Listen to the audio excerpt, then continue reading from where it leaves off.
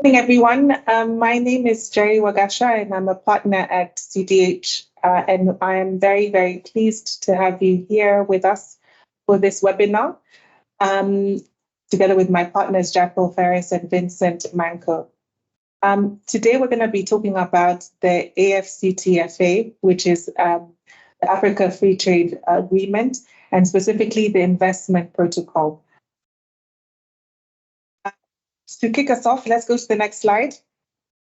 Just a small introduction on CDH for those who don't know already.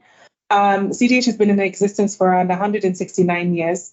We opened the Nairobi office, which is where I sit, in 2021. We've recently opened another office in Namibia as of 2024. Jackwell and Vincent sit in the Johannesburg office, and we are very pleased to be your partner in all things legal in Africa. We're very reputable and have won several awards, and I think these are just demonstrated here. I don't think I need to say any more on that. We can go to the next slide. Okay. So just to introduce the panel today, so it's myself. I'll be doing a brief introduction on the investment protocol and the AfCFTA in general. Jackwell will take us through the meat and bones of the investment protocol together with Vincent. Both Jackwell and Vincent sit in the dispute resolution department, and I'm a corporate partner. We're very pleased to be here.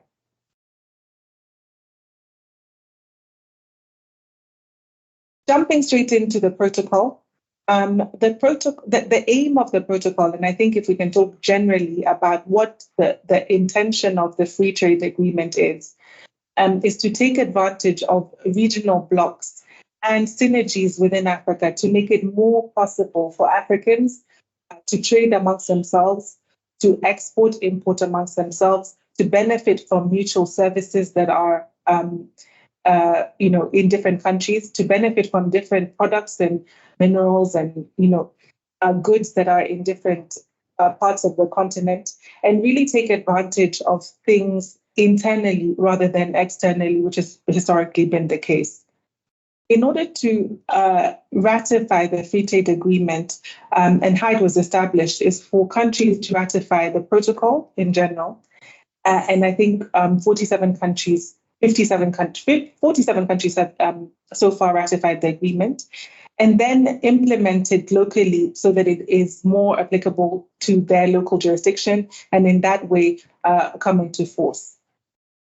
In order for it to work, different protocols were set up and were signed, and then implement it in terms of the protocol on goods, the protocol on trade and services, the protocol on procedures and settlement of disputes, so obviously to do with how you settle a dispute within the region, competition policy, and the protocol on intellectual property. Yeah. So flowing from these different protocols are different policies that are applicable to each of the countries within the region, which is then how the protocol is implemented. The protocols are implemented, and the actual agreement is made. Yeah. So today we have run internal and webinars for clients on different elements of the protocol. So, for example, trade and services, which affects labor, competition policy, which affects competition, and how companies within the African free trade area can benefit from competition policy. And we have done that internally. And today we're focusing on the investment protocol, really capturing investment and how investments are made within the trade area. Okay, we can go to the next slide. Okay. So this is a general slide that introduces you to what the potential of the Africa Free Trade Agreement is. Yeah, the promise of it and whether it's implemented or not is really up to the individual countries to take up. But what we want to demonstrate here is where the protocols working together with the countries that ratify them and implement and take advantage of the regional cohesion in order to make sure that we are, taking advantage of it. Yeah. So when we're talking about access to markets, we're talking about the ability for traders within one country to access markets within another region much easier and with no restriction on the ability to trade their services and their goods. We're talking about a network of trade blocks in order for different countries to take advantage of their regional cohesions and their infrastructure in order to facilitate trade across the continent.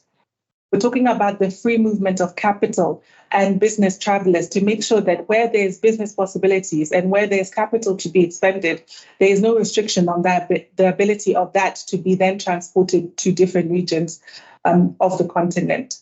We're talking about investment protection under the proposed protocol of investment negotiated, and we can go into the detail, and I'm sure Jack will do that, negotiated under phase 2, because there are different phases. Obviously, it's a huge endeavor. And under phase 2, there's an ability to take advantage of the protocol on investment and make sure that where there is investment in the continent, that investment is benefiting the particular region and accessible to that particular region in a much easier way, with much easier flows. We're talking about liberalized policies and harmonization of the regulatory framework.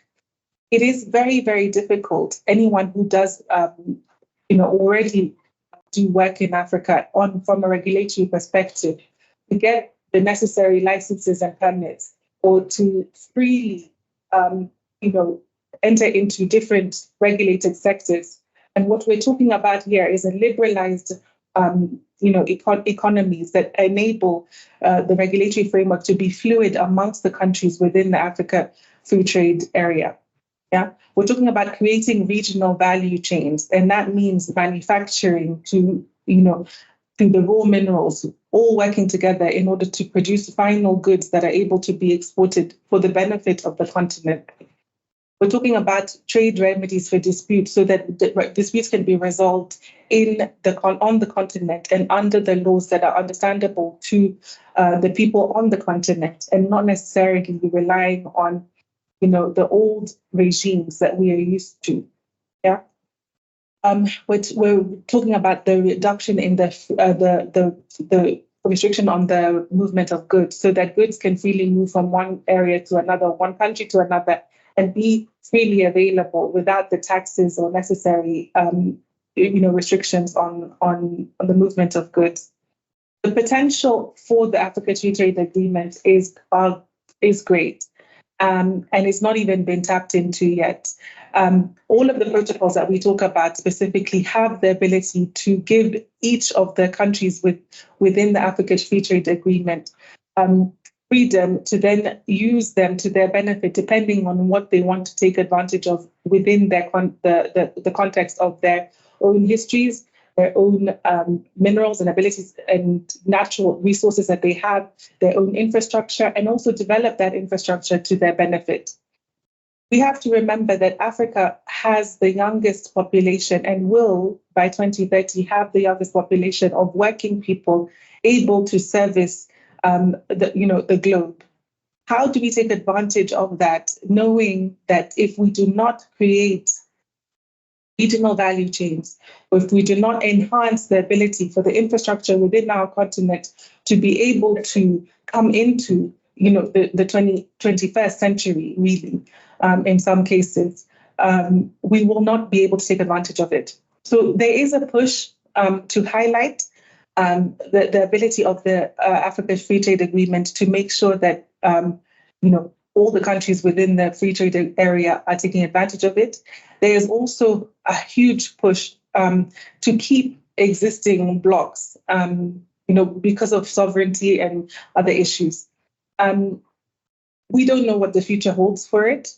We hope that it is really implementable. But knowing that, I think our job today is to really highlight how it works in the investment protocol space, and then leave you to ask any questions that you have on it.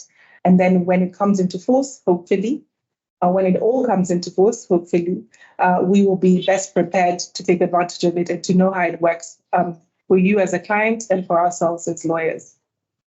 With that introduction, I will hand over to my colleague Jackwell Ferris to take us through the investment protocol, and then he will then hand over to Vincent.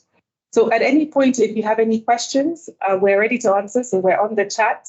We're able to deal with them. as and when. So thank you very much, everyone, and welcome, Jacob.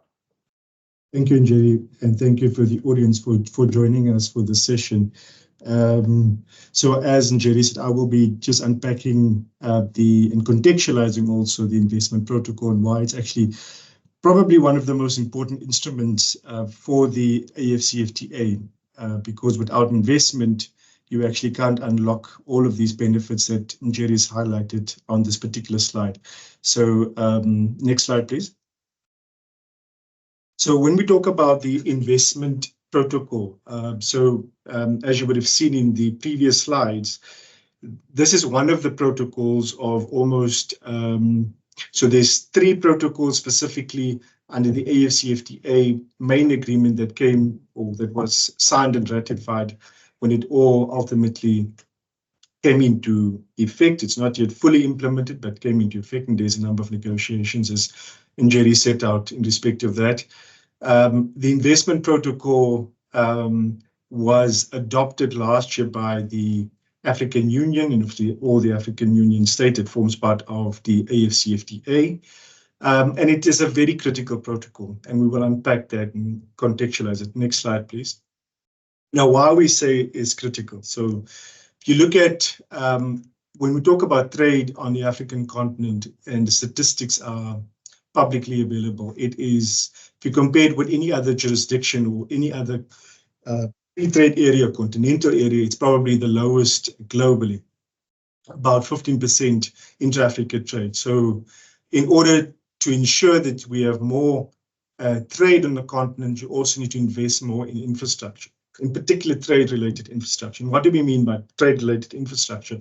Those are obviously your ports, your roads, your railways. So without those, you don't have an effective system for trading goods and services. And we know interconnectedness on the African continent is a major issue to get goods from one place, whether it's from, I'm going to example, from the DRC to South Africa, or to the port of Durban, or from the DRC to the port of Mombasa in Kenya. So interconnectedness, and that obviously also increases the cost ultimately of the end product that African consumers utilize and use. So the purpose and the fundamental intent behind the investment protocol is to say uniformly by all African governments that if you as an African investor, and we're going to go into the context of what is an investor and what is investment, because it becomes a bit complicated also with reference to the context of how treaty law works, and particularly investment treaties. So the AfCFTA is an investment treaty amongst intra-Africa states that form part of the African Continental Free Trade, similar to a bilateral investment treaty. Obviously, that would be between 2 states. So I'm going to use an example of Namibia and Germany concluding an investment treaty, and that treaty sets out certain guarantees for investors when they invest in Namibia. So that's a typical investment treaty. So the same thing you'll find for the AfCFTA. So it's an investment treaty that intends to provide protection. It's firstly promoting investment amongst Africans, so African investors investing amongst each other, but then providing a legal framework for that investment to say that if you invest money in our ports, in our roads, in our railway network, and then all the other ancillary infrastructure projects, whether it's energy, water and sanitation, all of those other things, we will provide, and this is now collectively the African states that are members of the AfCFTA, we will provide you with legal protection for that investment, which is then, for those who are familiar with investment treaties, that is what an investment treaty is. It provides you with legal protection for your investment, because we know it's not unique to the African continent, whether you go to South America or Europe, or even the developed countries, there are always risks involved in any major investment, in particular when you're investing billions of dollars in infrastructure, whether it's, again, energy, green hydrogen projects, sports, or whatever the case may be. There's billions of dollars at stake. So any investor would want to make sure that that investment is protected. And the typical scenarios, and we can go through a number of active and live cases and matters that has been decided over the past 50 years in respect of where either there's act of expropriation by the state, there's act of unfair treatment, there's act of where an investor cannot transfer their capital freely out of a particular jurisdiction. And it's also difficult when you do major infrastructure investment or investments in mine also, and there's a beneficiation plant or energy infrastructure or transmission lines, you cannot decide I'm going to move that infrastructure to a different jurisdiction. In economics, it will be called that your investment is basically captured. So you need to provide protection for your investors for them. And this is what the AfCFTA does, because as you would see on the slide, there's a massive amount of private sector funding that would be required for Africa to be able to deal with the infrastructure deficits. You talk about almost $100 billion required on an annual basis, and it's projected by 2025 that will increase to $170 billion. That's a lot of money. So anyone who wants to invest in those type of infrastructure project or trade-related projects in relation to energy and so on would want protection. Next slide, please.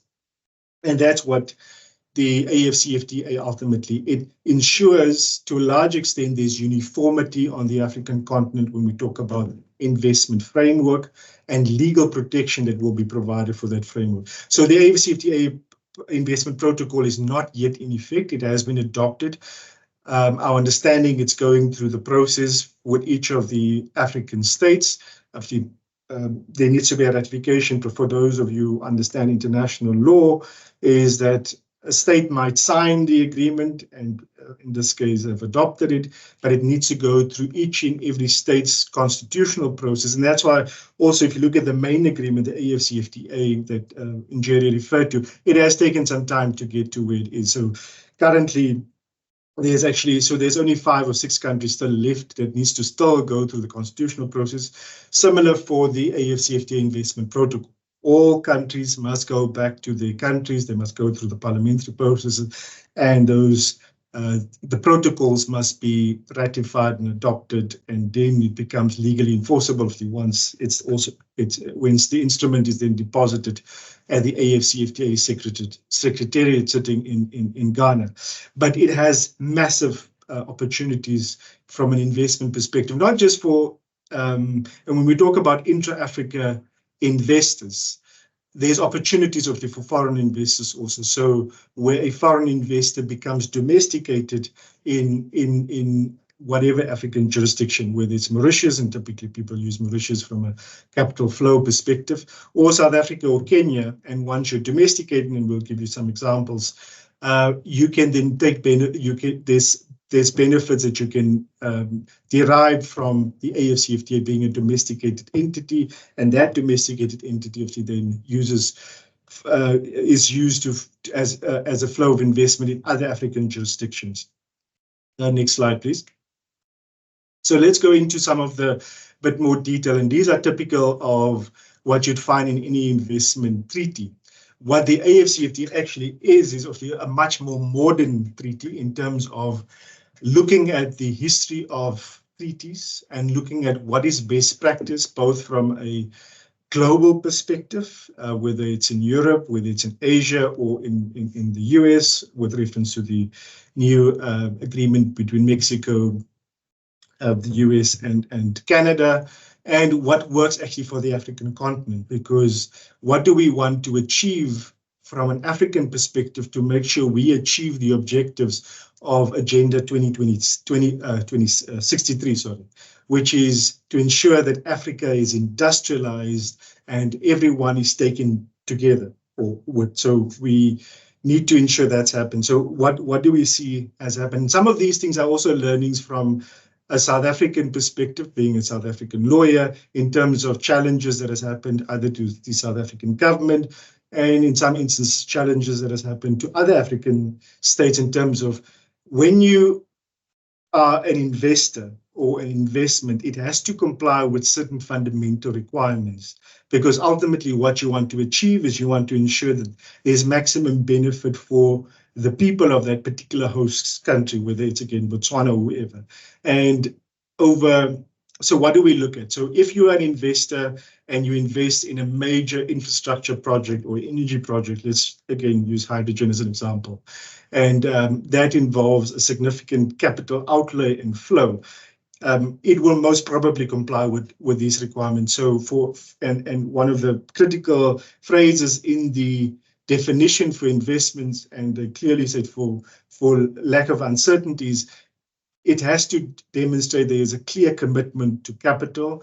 There is, from an investor perspective, there's expectation of gain or profit. So you're not, yes, you're there for the profit, but clearly there's a risk involved in you investing in that particular jurisdiction.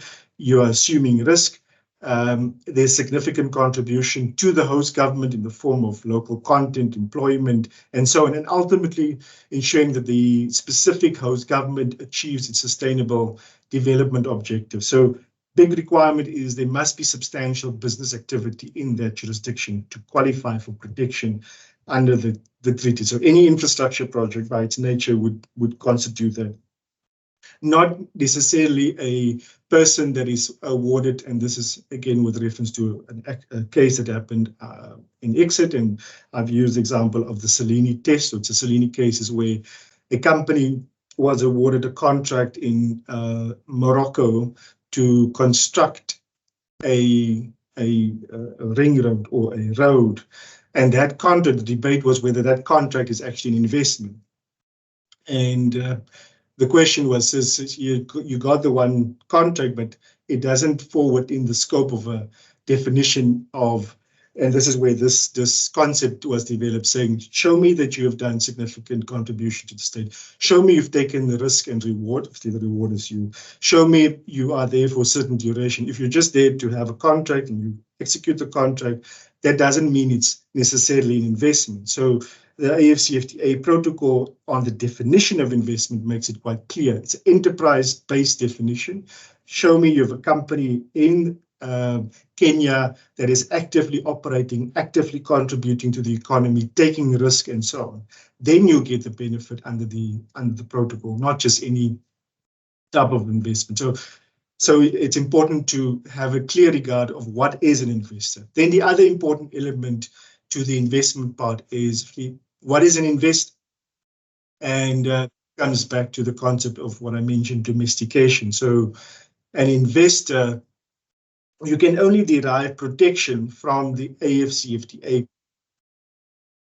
is if you demonstrate two things. You must first demonstrate, do you have an investment? Yes, tick the box. So there's a lot of requirements you need to meet, and the state typically will challenge you if there's a dispute, and this is typically where the case law develops. If there's a dispute between you and the state about your investment, and you allege there's certain, say, expropriation, act of expropriation that has happened, the state will firstly say you don't have an investment. Firstly, you're not an investor. Secondly, you don't have a qualifying investment. And by doing that, you disqualify the person and the investment from protection. So you might be an investor, but you might not have a qualifying investment. You might have investment, but you're not a qualifying investor. So two very pertinent, important concepts to understand for any investor in respect of any investment. So when we talk about investors, next slide, and I just want to use it as an example. So let's look at just some practical examples so you are a company in South Africa, and you intend to invest in other jurisdictions on the continent. So by virtue of being a South African company, South Africa being a member of the AfCFTA, and the protocol in particular is also then ratified by South Africa when it comes into force, hopefully within this year or early next year. Then as a South African investor that, say, invests in the DRC, who's also a member of the protocol, you'll have the guarantees that are provided for in the protocol, because the encouragement is we want to encourage you to do certain activities on the continent that increases trade and investment. If you are a foreigner, it doesn't necessarily mean being a foreign investor. So if you invest, say, from the UK, funds flow from the UK to South Africa, that would not be covered by the AfCFTA in terms of protection, because you are not an African investor, if I can use that word, qualifying as an investor. But if you are a UK company that invests in South Africa, and through your South African entity, you then invest further on the continent, and there's the investment flow that you can then also demonstrate, then you would most probably be deemed as a investor in accordance with the AfCFTA Investment Protocol, because it ensures that so there's investment flow into South Africa or Mauritius, and you are now also using that vehicle to invest further on the continent in respect of whatever there is. Maybe it's a manufacturing facility you're setting up, maybe it is an energy project, maybe it's trade-related infrastructure, and all of these things are related also to what ultimately the AfCFTA wants to achieve, is integration on the continent from an economic perspective to ensure that there's more free trade and active trade on the continent.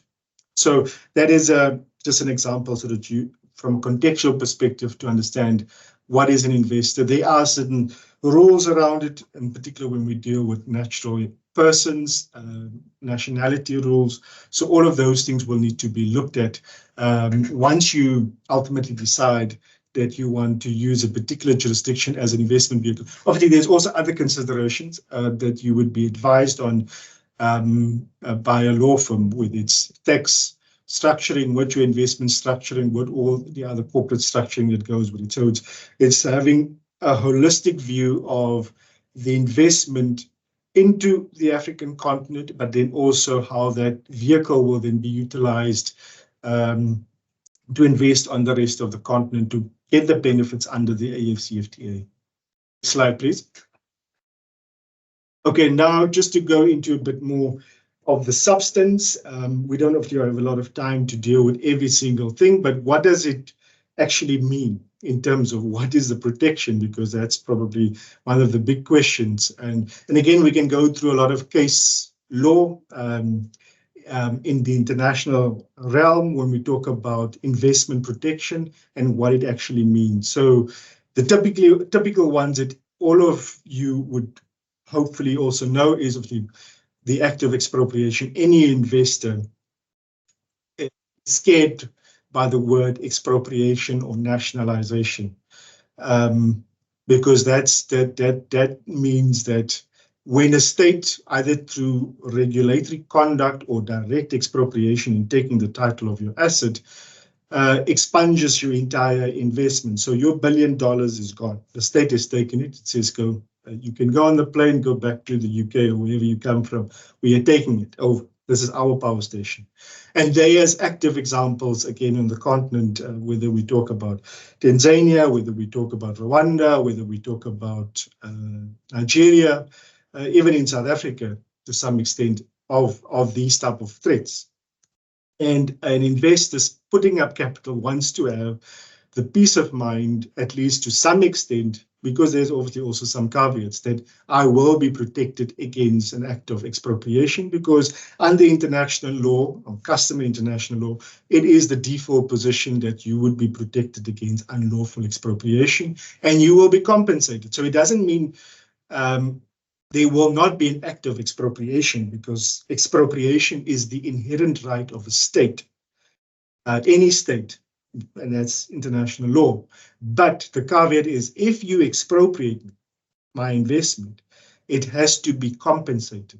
And there's the level of compensation, and there's a lot of rules around that. So that's one of the big ones that an investor would want. And this also speaks to typically what you would find if you have a massive infrastructure project, you would go to the World Bank or the Multilateral Investment Agency to say, this is what I'm looking at, I need some cover, and they will give you a premium to say that if these things happen, this is the premium you'll pay for it. So that's part of your funding that you would need to look at, and mitigating your political risk in the country. So that's the same purpose that the AfCFTA Investment Protocol will play, similar to, again, to other investment treaties. Then the other ones are very legal. I'm not sure whether everyone will understand. Most favored nation principle, national treatment, transfer of capital. I think that's quite clear in terms of you've invested, you want to take out your dividends. So that's also been guaranteed. FET, it's a very complex concept, typically now called non-discrimination. It's typically where state does also certain conducts and it violates your rights and it has an impact on your investment, either reducing your investment but not expropriating it. And one of the most fundamental ones, and this one is still up for debate and being refined, and Vincent will be talking about that, is ultimately access to effective dispute settlement. So you can have all the guarantees in the world set out in a treaty. If you do not have an effective means of settling your disputes, it means nothing, because most investors, and this is the rule for the reason for investment treaties, is that you wouldn't, if I have a dispute with the host government, I typically do not want to resolve my dispute, in particular when it involves an act of expropriation, something significant that impacts my investment. I do not want to resolve the dispute in that particular country. I don't want to go to the DRC. I don't want to go to South Africa. I don't want to go to Mozambique. I want the dispute to be resolved somewhere else within a framework that guarantees a particular outcome, so neutrality. So that's a fundamental guarantee. It is part of the treaty, and Vincent will, so that's fundamental. Another important thing is this AfCFTA, being a modern treaty, creates investor obligations. Old generation treaties, no obligations. Investors could do whatever they want. It only had obligations on the state, saying you must give me all these guarantees. I will, if I invest, you can really not hold me accountable, subject to the domestic law. But now, on the treaty context, it now provides specifically for that in respect of sustainable development goals, achieving those, ESG, and I'm just using ESG as a generic concept, but it speaks broadly about the environmental, social, and governance issues in terms of what investors would be expected to do from a human rights perspective, corruption, anti-corruption, and so on. So there's significant obligations, which is accordingly with what's happening from a best practice perspective on the continent. The other one is what is the rights of a host government and a host state? And one of the principal rights, and this is always the balancing act in international law, or as a government or state, is you have the right to regulate in the public interest. So public interest is a very broad concept. In previous, again, investment treaties and old generation, this was not clear.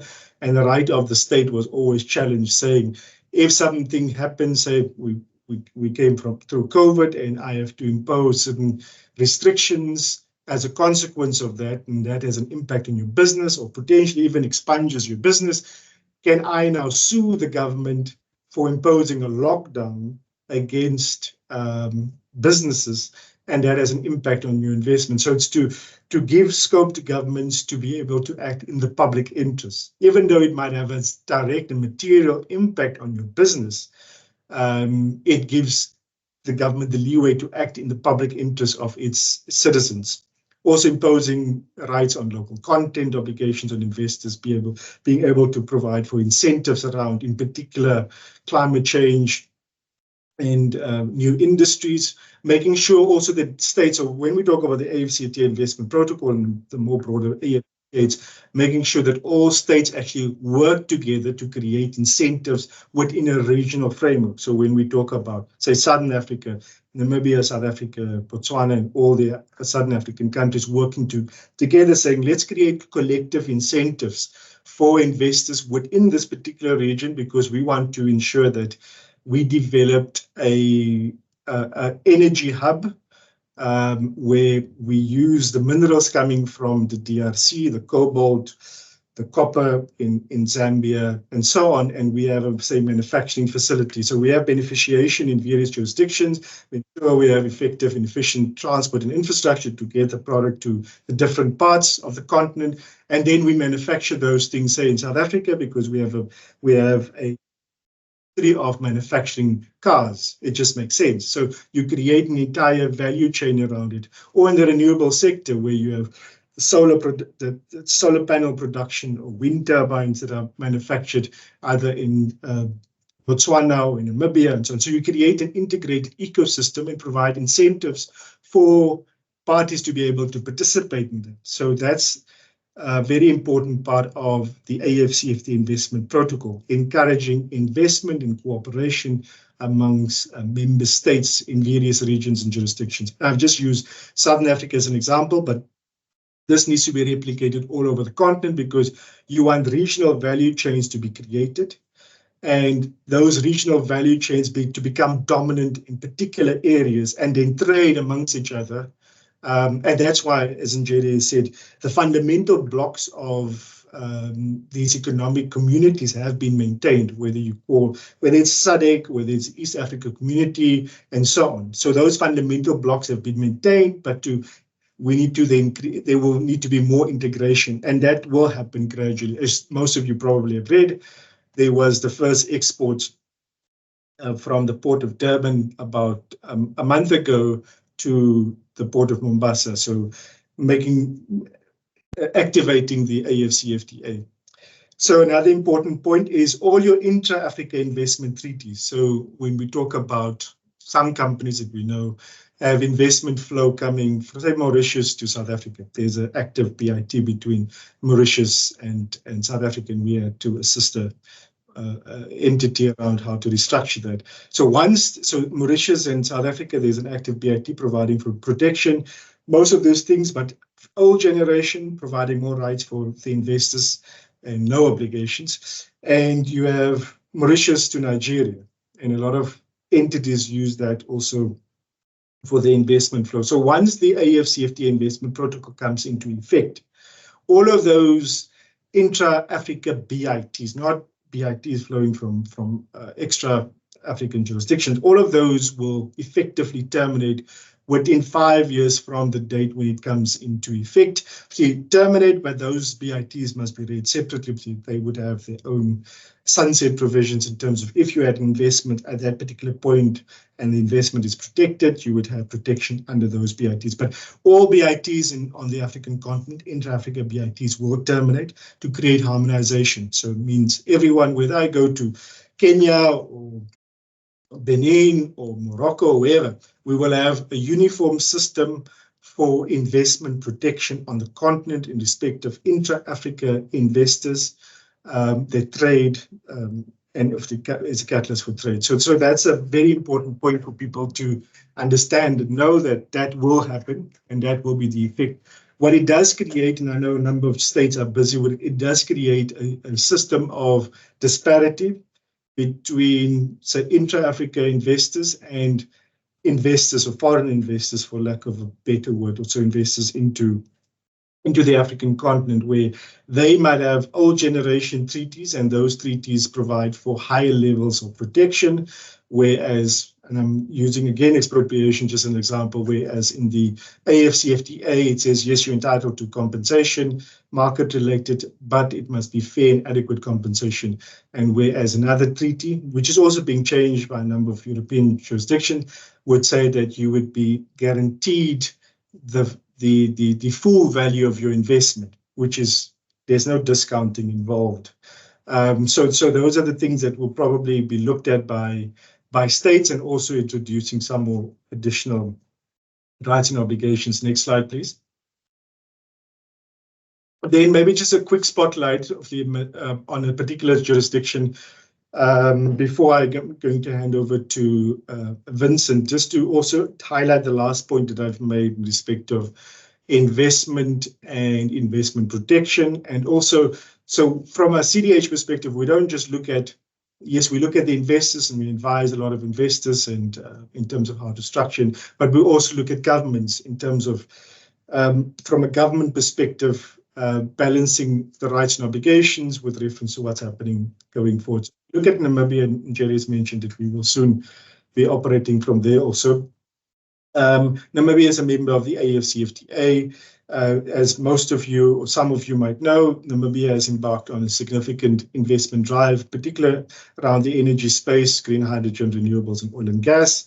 And most of those investments would most probably flow from jurisdictions outside of Africa. In particular, I would think Germany.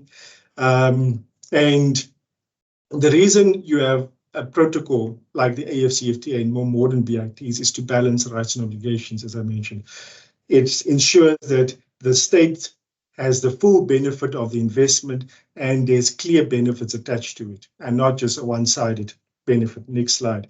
So if you look at some of the Namibian investment treaties, and these are treaties not unrelated to the AfCFTA, and as I mentioned in my previous slide, these are those foreign investments. So Namibia has 15 signed bilateral investment treaties, 8 BITs are in force, and 7 of those are from the European Union. So one of those, so there's Austria, there's Spain, there's the Netherlands, France, Finland, Germany, and Switzerland. So all of those are what we would call old generation. So all the stuff that I've just mentioned around the AfCFTA and balancing rights and public interest, all of those things do not exist in old generation treaties. You don't just have it in Namibia, you have it in a number of other jurisdictions.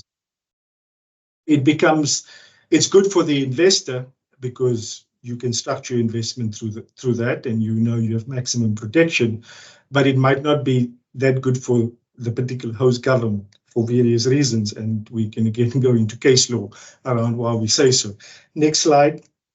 And one of the things, and I've mentioned this, and I don't think I need to go into the details about the old generation, so the regulatory flexibility around how to deal with certain things that we are looking at today, whether it's environmental rights and protection, issues around climate change and what would you expect from investors, sustainable development issues, the concept just energy transition in the context of Namibia and maybe Southern African region, and then the balancing of rights and obligations, non-existent, unlimited potential exposure of what is called fair and equitable. So typically most states are sued on that basis. And you have active examples. So in the Namibian context, we say there's lessons to be learned from Spain. Spain had a renewables energy program a few years ago called The Sun Can Be Yours. And they have had a number of investment claims against them as a consequence of changes that had to happen because of economic changes. And I think from that perspective, you look at the emphasis on energy, Namibia, I think, has a slogan also, export the sun, and obviously that's through the green hydrogen economy and exporting that from Luther's. So it's balancing all of these things and just being cognizant of the fact that these things, it might be a written document. Most people think that international law is not active, but it's very active, and it has a significant impact if it's not properly mitigated, both the investors' risk mitigation when it enters a jurisdiction and the government's risk mitigation when it allows an investment in a particular jurisdiction. The potential future consequences must always be taken into account because, again, history has shown that governments has had to pay significant sums as a consequence of these type of treaties. So it's just balancing it as per what you find in the AfCFTAs. Next slide. So then just some real examples of, does it really work? Yes. It is, in international law, it is very important to ensure that you structure your investment appropriately. And here's some examples last year in terms of just in what was in the public domain. Spain fails to annul the largest renewable award. The Japanese investor that has been awarded $106 million under the Energy Treaty Charter. Last year, the Tanzanian government lost a case against I think it was a Canadian investor in respect of the expropriation of a mining asset. And they now sitting, there's an award of $109 million. So these things, it's a legal instrument, provides legal protection, it's enforceable.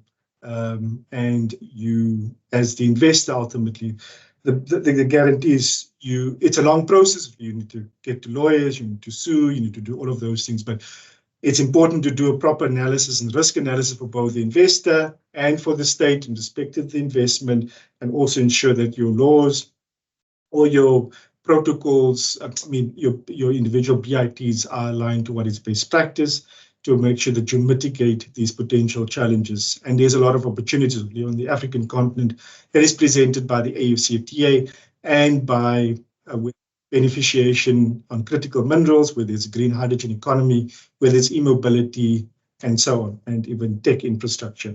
So that is all from me. I'm going to hand over to my colleague Vincent to talk about disputes, which is critical, and resolving those disputes. Thank you.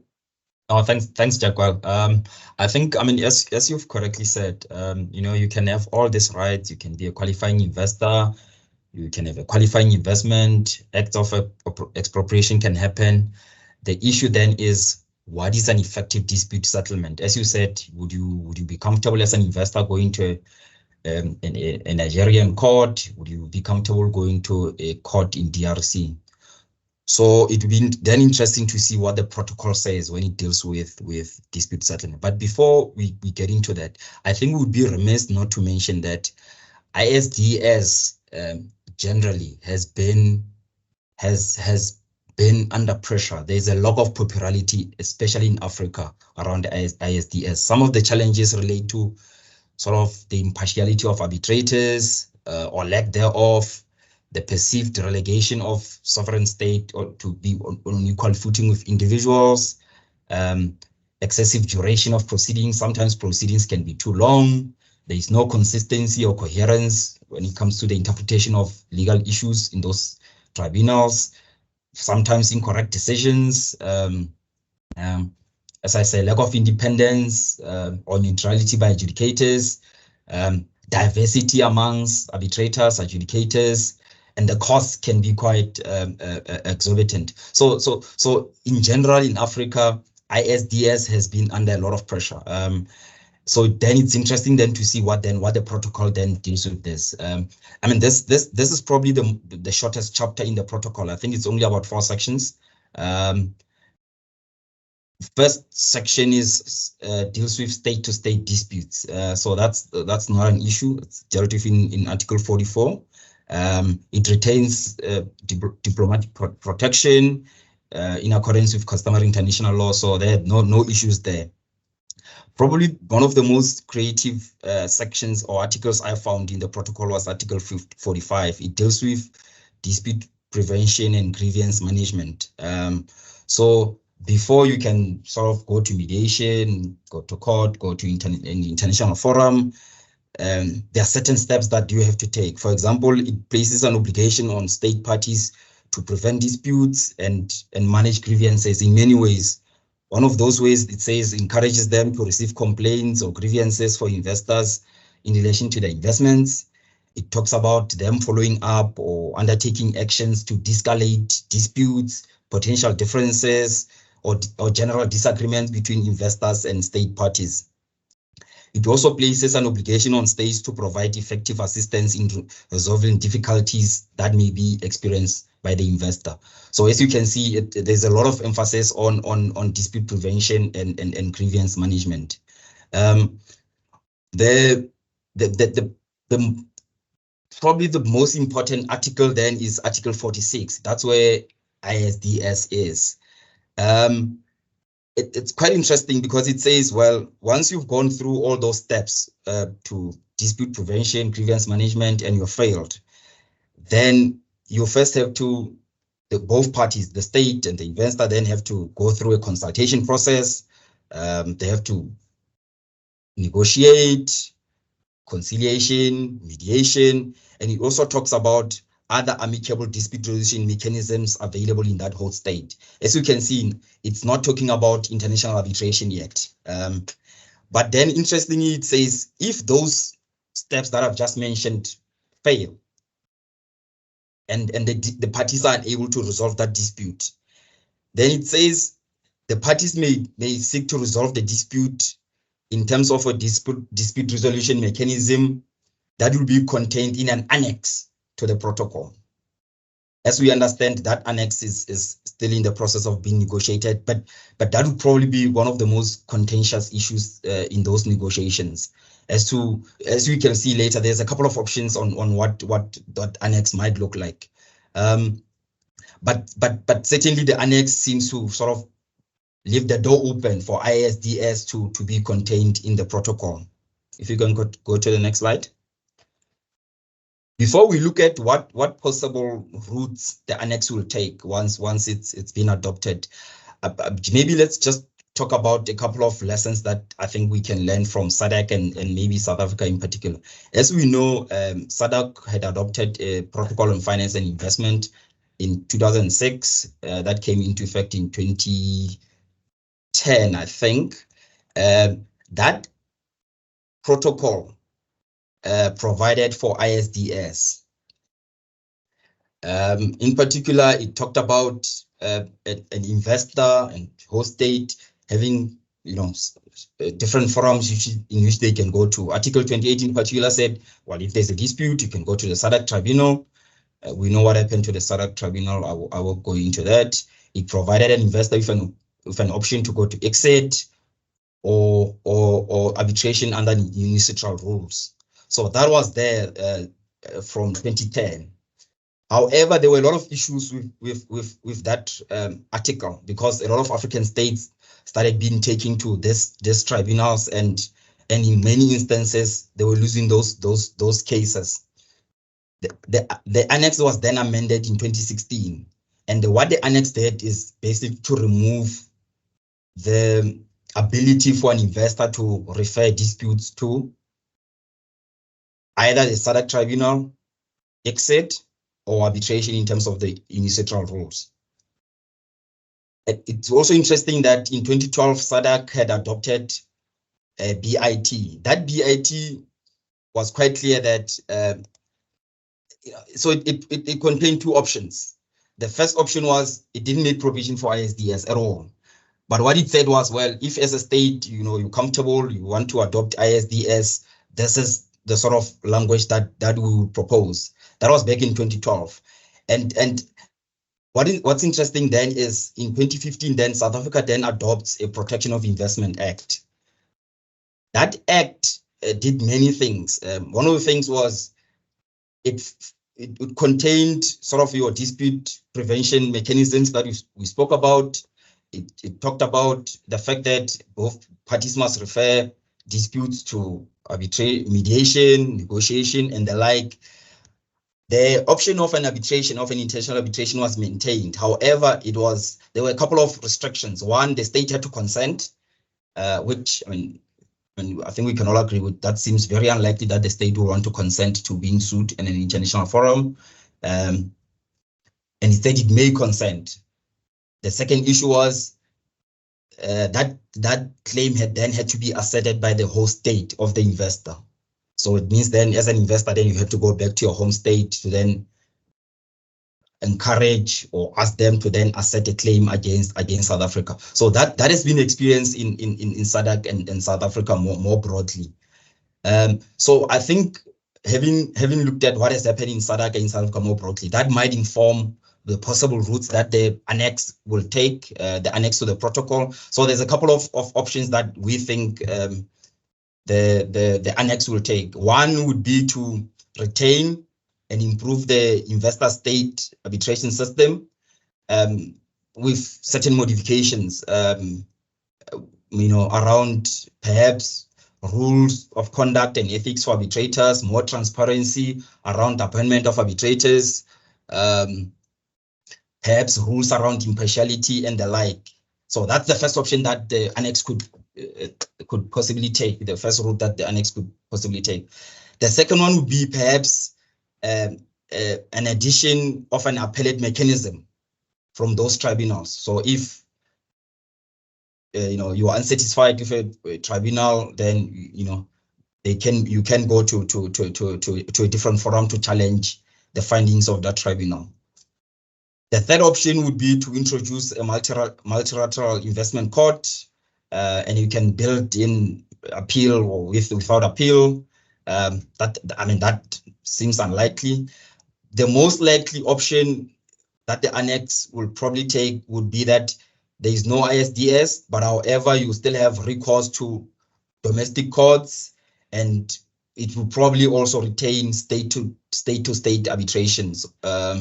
But the protocol, I think, indicated that the annex needed to be adopted within 12 months.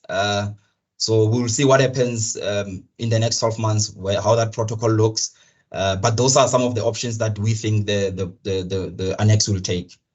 I don't know if there are any other questions. Thanks.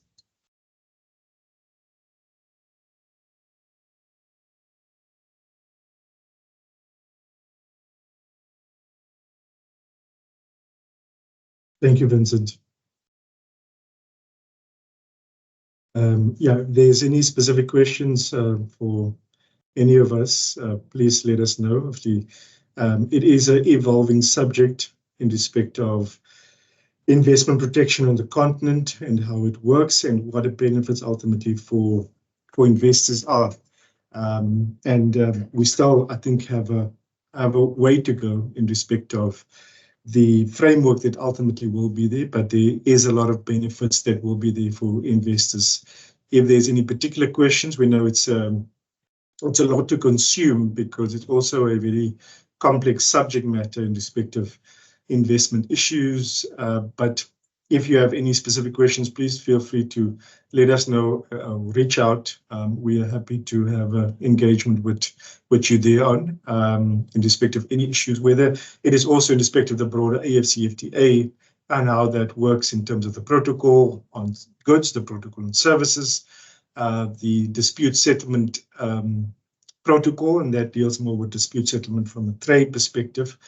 But we are happy to engage in those things and see how we can unpack and make it a bit more clear for our clients and those interested in understanding the opportunities that the AfCFTA holds for all of us, which is including the professional services firms such as us, but also for companies that are operating on the continent. So hopefully that provides some insights and clarity. And if there's any questions, please do let us know.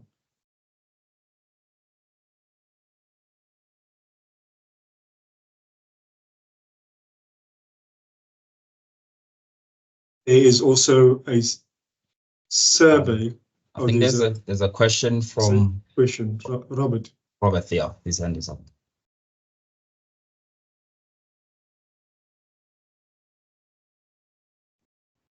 This protocol, how, Andrea, how does... Yeah, we've enabled his mic. Robert, you should be able to speak. Yes, Karushka. Jackwell, good morning, everybody. And thank you for this presentation.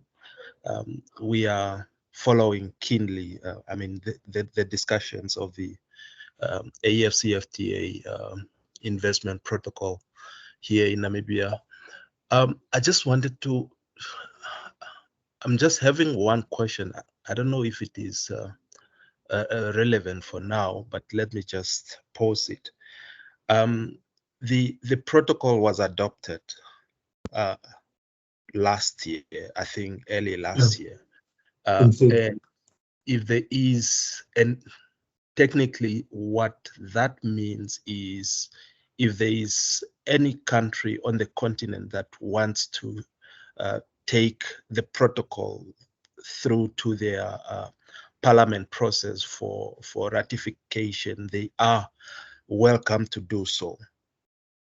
Is that right? That's correct. Now, my question is, if a specific country then ratifies, it means this law becomes part of the body of laws for that specific country, and the investors will already start or begin to rely on this instrument. And now my question is, it's rather a concern maybe altogether. Should a country ratify and there is an annex that is outstanding to manage the disputes, what will be the implication if now the dispute management annex is not completed, and then the investor used this protocol to do their investment, and then later on, if there is a dispute, because now you know, that specific annex is not into force. I mean, how will these dispute, I mean, managed under this particular protocol? I'm not so sure. I'm not a lawyer. I'm an economist by trade.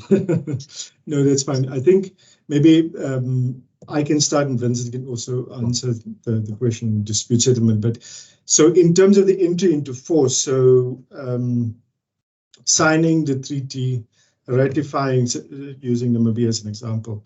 So signing the treaty, ratifying and acceding to the agreement or the protocol doesn't mean it is legally in effect. There's a particular requirement in terms of the protocol, relatively with the main agreement, the main AfCFTA agreement. That it needs, I think there's and we'll look at it. I think there's a particular threshold that needs to be met, either 24 countries in terms of Article 23 of the agreement or the main agreement before it becomes into effect, because what you are encouraging is reciprocal investment. So you can't expect that if Namibia has ratified it, so deposited the instrument with the AfCFTA Secretariat, and then now South African investors suing Namibia on the basis, or any other member state that is party to the main agreement.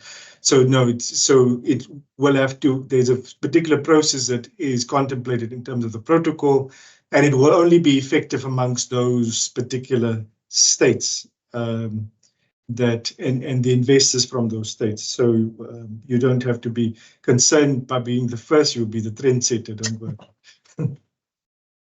So that will be good. Then on the dispute settlement side, I think that also to some extent probably answered the dispute settlement, but as Vincent can unpack that in a bit more detail, is that there is a much more modern form of dispute settlement that has been contemplated, dispute prevention and so on, and ultimately mediation. But the annex, that still being subject to negotiation, and we don't know what is the status of that, and we've tried to find it from the Secretariat. It's a bit difficult, but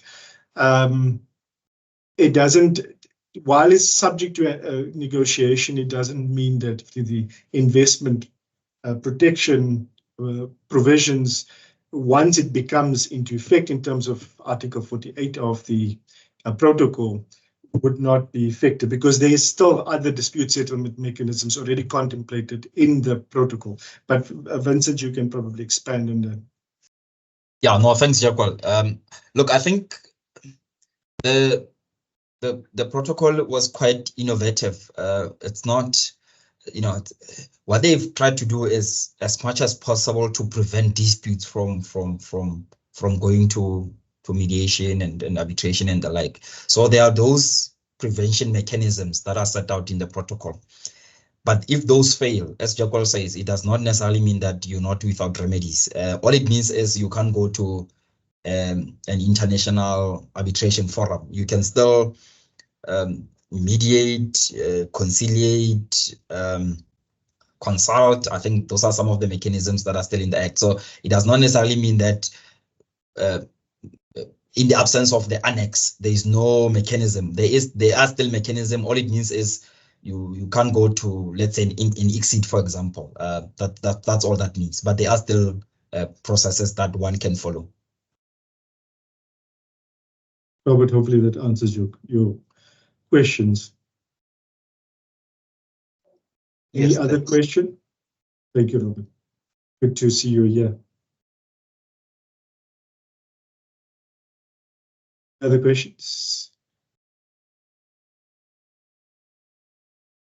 If there's, sorry, Vincent. No, sorry, I was trying to see if then I don't see any hands. Yeah. So, but please do feel free if there's specific questions you have in respect of any issue, let us know. Jerry, unfortunately, had to leave us for a client commitment, but let us know.